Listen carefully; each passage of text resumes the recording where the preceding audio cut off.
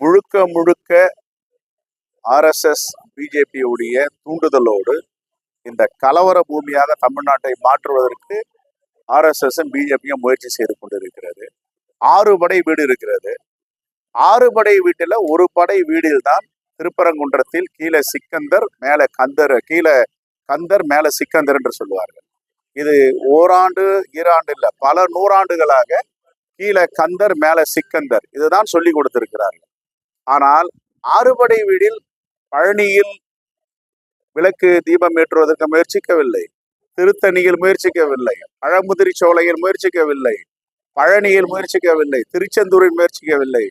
ஏன் திருப்பரங்குன்றத்தில் மட்டும் இந்த RSS பிஜேபியும் இந்து முன்னணியும் முயற்சிக்கிறார்கள் என்றால் கலவரத்தை உருவாக்க வேண்டும், கலவர பூமியாக தமிழ்நாட்டை மாற்ற வேண்டும் என்று இவர்கள் நினைக்கிறார்கள். அதை ஒருபோதும் தமிழ்நாடு அரசும் மாண்புமிகு முதலமைச்சரும் இடம் கொடுக்க மாட்டார்கள். தமிழ்நாடு என்றால் மத நல்லிணக்கம், உண்மை, நேர்மை, அமைதியாக வாழ வேண்டும் என்பதில் தெளிவாக இருக்கிறார்கள். ஆகவே உயர் நீதிமன்றம் இந்த தீர்ப்பை அளித்தது மிகவும் வருத்தம் அளிக்கிறது.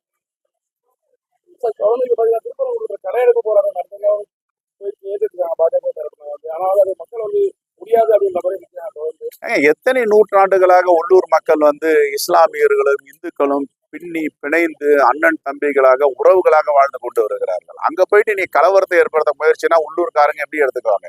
நேற்றுக்கு தீபம் ஏத்த போனது யாரு? உள்ளூர்காரர் ஒருத்தர் சொல்லுங்க பார்ப்போம்.